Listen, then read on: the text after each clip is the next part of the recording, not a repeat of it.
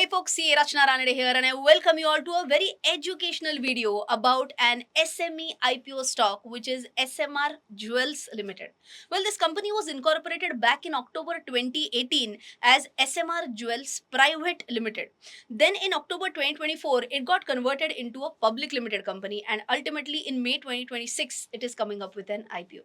But what does the company do? If you are looking at the name Jewels Limited, I'm sure you might have understood it has got something to do with jewelry. But what?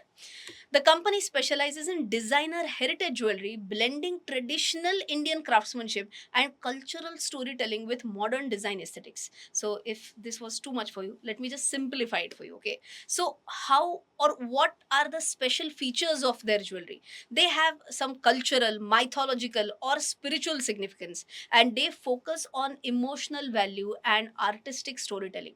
If I were to just show you quick examples which are there very much in their RHP as well, they have certain designer heritage collection which are inspired by Radha Krishna, Srinath Ji, Buddha, or if I'm talking about nature inspired jewelry, they are based on flora, fauna, some seasonal themes.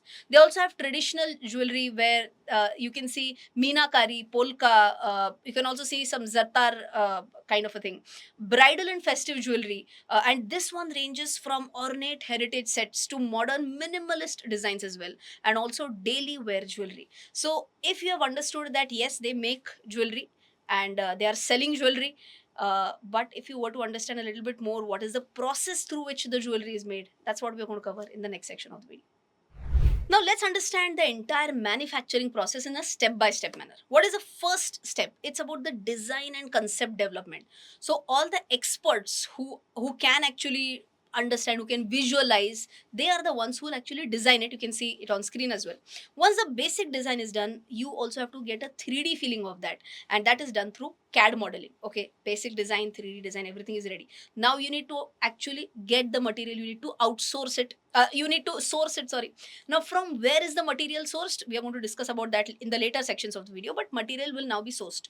Once the material is sourced, then starts the manufacturing. But this is an important point that they themselves do not have any manufacturing facility. They have a dual phase outsourcing model. Now, what happens here is in phase one, the actual mold will be created. Okay, mold is like sacha. Once the mold is created, when the structural development happens, the technical precision is ready, that is the end of phase 1. Now, after the basic design is ready, then starts the intricate work like stone setting, or it can be something like engraving, fine detailing, polki setting, minakari work. That all happens in phase 2. Okay, now once this is clear, okay, manufacturing done, and then starts one of the important parts. And what is that? That is nothing but the quality check, right?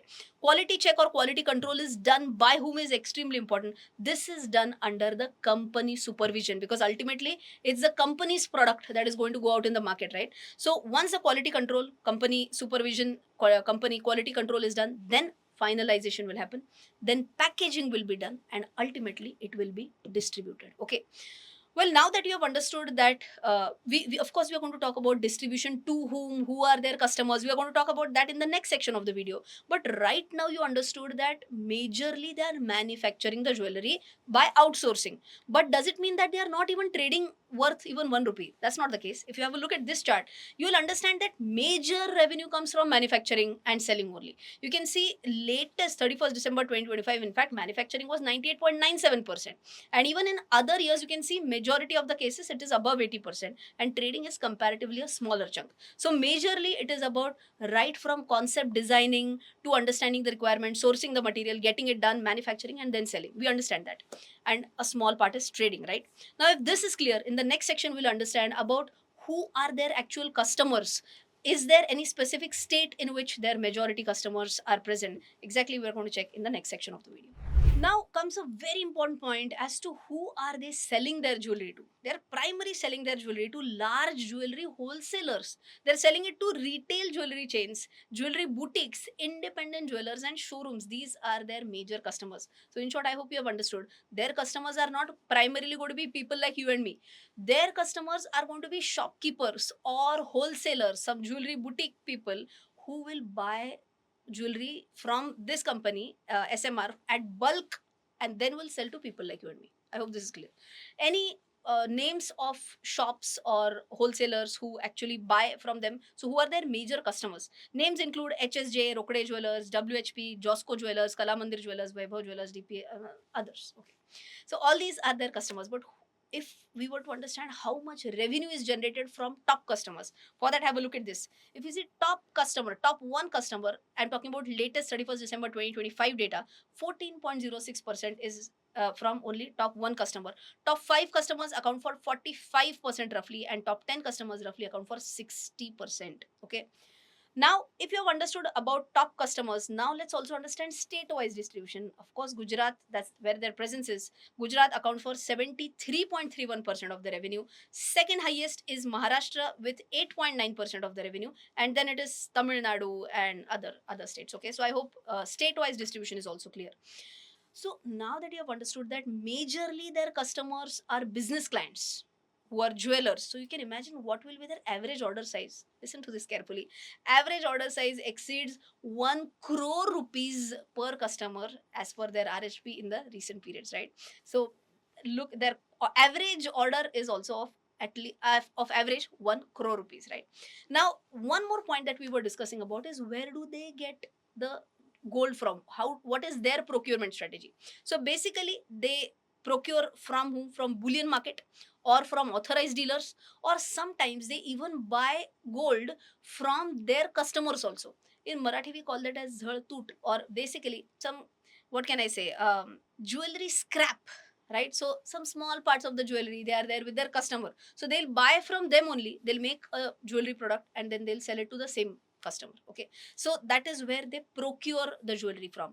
But important point is how much quantity should they procure, how much gold bar should they procure, how can they actually strategize their procurement? For that they have three major points.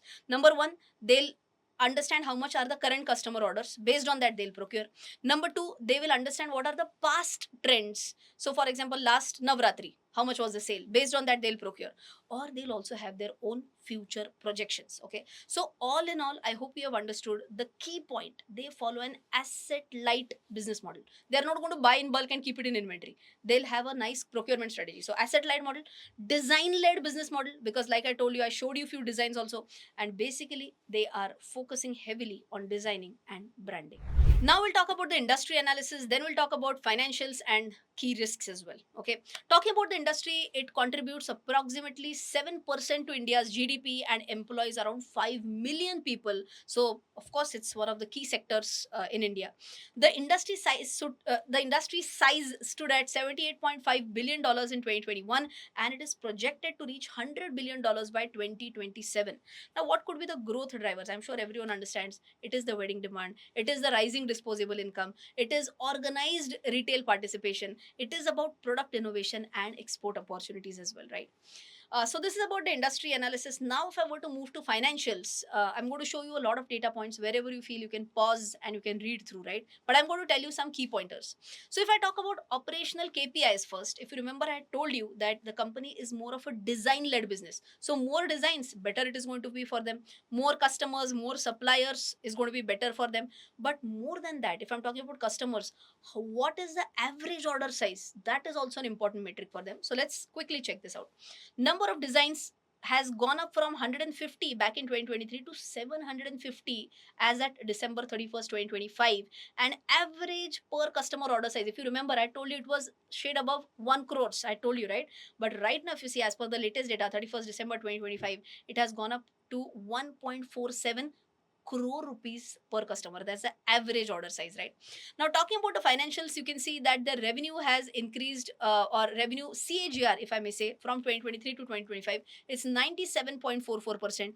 EBITDA is at 178.28%. That's the CAGR in EBITDA. And if I'm talking about CAGR in PAT, that is at 351.7%. You can even check on screen that their revenue numbers have been increasing every single year, even as at 31st December 2025 data. So is the case with even PBT, has been continuously increasing.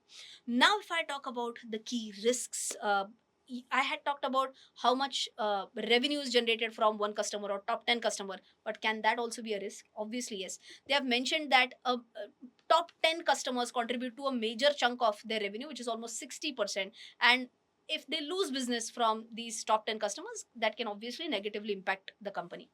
Also, they are talking about supplier dependency. They say we are highly dependent on our suppliers for uninterrupted supply of raw material. So if there is any interruption, any shortfall, can that affect their business? Answer is yes.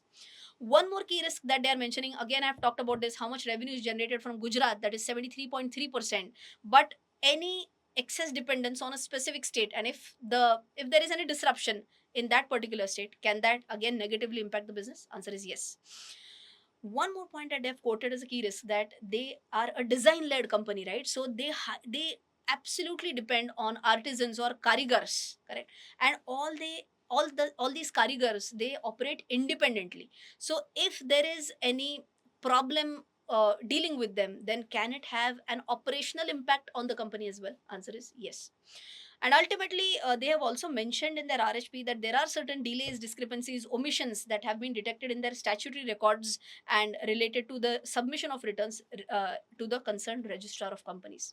So these were the key risks. In the next section, we'll talk about valuations and IPO details.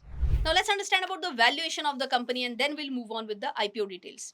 You can see on screen that they have compared themselves with their peers like Pushpa Jewelers, Khazanchi Jewelers, and Sky Gold and Diamonds Limited. Of course, there's a lot of data point, but we will focus on PE ratio. For this company, post IPO PE comes to 10.49. For Pushpa, it is 28.42, Khazanchi 25.96, and Sky Gold is at 30.97. Now, what are the IPO details? IPO opens on May 26th, closes on May 29th. Price band is 128 to 135. Total issue size is 67.23 crores. Fresh issue is of 54 crores. That's a big one. And offer for sale is 13.23 crores. But here comes the important point.